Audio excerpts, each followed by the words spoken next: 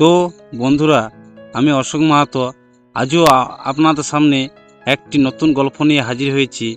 গল্পটির নাম হলো হঠাৎ পাওয়া ডায়েরি।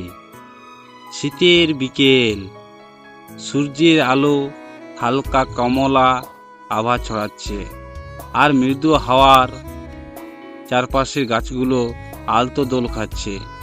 ঢাকা শহরের এক ব্যস্ত পার্কের বেঞ্চে বসে থাকা আয়ন খেয়াল করল তার পাশের বেঞ্চে একটি ডায়েরি পড়ে আছে। সেটি নতুন নয়, বেশ পুরনো। চামড়ার মলাটে কিছু জায়গায় দাগ লেগে গেছে। আয়নের কৌতূহল হলো কেউ ভুল করে রেখে গেছে হয়তো। ডায়েরিটা তুলে নিল সে। মলাটে কোনো নাম লেখা নেই। পাতা উল্টাতে প্রথম পাতায় লেখা, আমার স্বপ্নের জীবন সঙ্গী। তার নিচে সুন্দর হাতের লেখায় শুরু হয়েছে, জীবন সঙ্গী বলতে আমি এখন কাউকে চাই যে আমার মন বুঝবে, যে শুধু ভালোবাসবে না, আমাকে সত্যিকার সম্মান করবে। তার চোখে আমি হব এক জীবনের সঙ্গী, যে হাসি আর দুঃখে পাশে থাকবে। আয়ন আরও পড়তে লাগলো। ডায়েরিটিতে মেয়েটি তার নিজের চিন্তা ভাবনা, জীবনের স্বপ্ন আর ভবিষ্যতের পরিকল্পনা নিয়ে সুন্দর করে লিখেছে। কিন্তু একটি জিনিস অদ্ভুত লাগলো, মেয়েটি কোথাও নিজের নাম উল্লেখ করেনি। পুরো ডায়েরিতে শুধু নিজের অনুভূতিগুলো তুলে ধরেছে।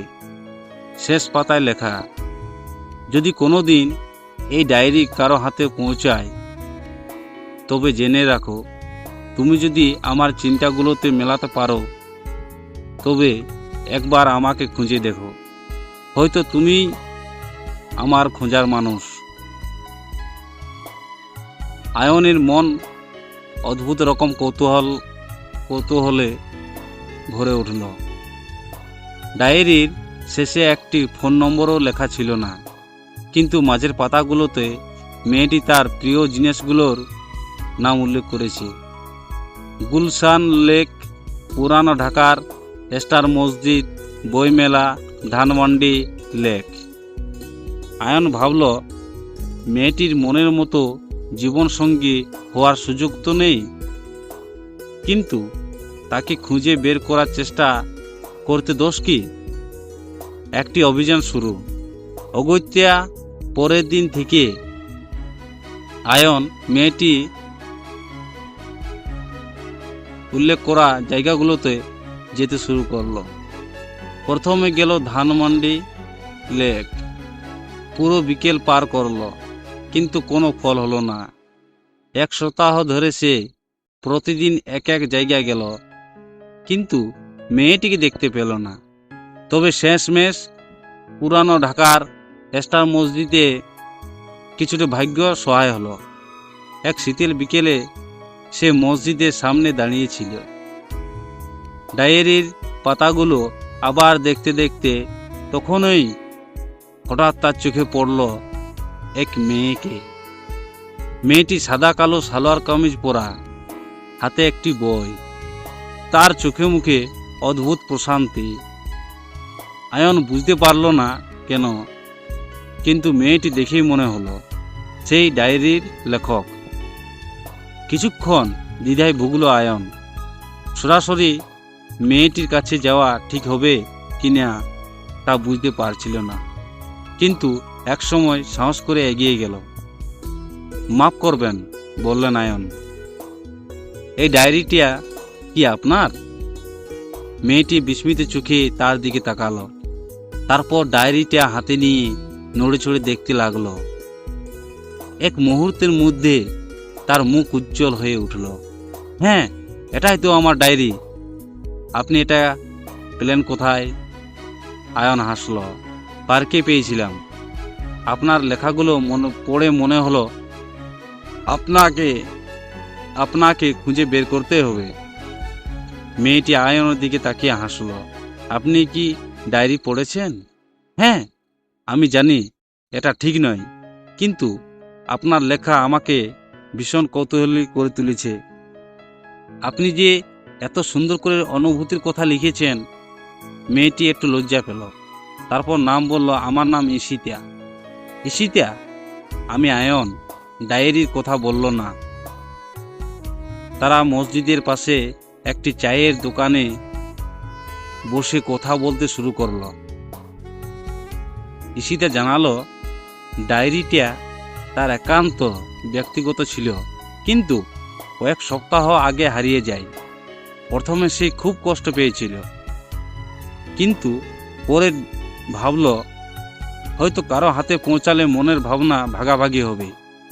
আয়ন তার নিজের জীবন সম্পর্কে বলল, কিভাবে তার দিনগুলো একঘেয়ে কাটছিল, কিভাবে ডায়েরি তাকে একটি নতুন অনুভূতির জগতে নিয়ে গেছে, স্বপ্ন পূরণের পথে। তারা একে অপরকে আরও ভালোভাবে চিনতে শুরু করলো। আয়ন বুঝতে পারল, ঈশিতা কেবল ডায়েরির পাতায় নয়, বাস্তবেও ঠিক তেমনই একজন, যার মন ভীষণ গভীর। ঈশিতাও আয়নের প্রতি আগ্রহ হলো। আয়ন তার সঙ্গে সময় কাটানোর জন্য বিভিন্ন জায়গায় যেতে শুরু করলো।